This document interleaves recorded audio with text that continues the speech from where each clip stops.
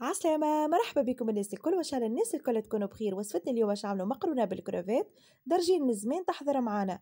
حطيت كمية باهية من زيت زيتونة معها شوية بصل وطماطم فرشكة مقصوصين جويدين، خليتهم ما يتقلوا وضفت عليهم غرفة كبيرة طماطم معجونة، زدتها شوية ماء وتويكا باش نفوحها. حطيت وريقة رند للي يحب، شوية تبل وكروية، ثوم وفلفل أكحل وفلفل شايح مهرس بالباهي.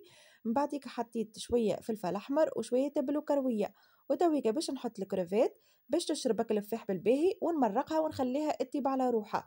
بجنبها راني حاطة المقرونة التيبلي، سي المرقة قرة زيتها مش نحي الكروفات ونحط المقرونة في الصوص، وماذا بيكم تخلوها معناتها على الغاز باش تشرب بالباهي. وسي حضرت معانا المقرونة جات بنينة على الاخر، زينتها هنا بشوية فلفل وشوية معدنوس. ان شاء الله تعجبكم الوصفة وتجربوها، وملتقانا في وصفة اخرى ودبارة اخرى، وبسلامة.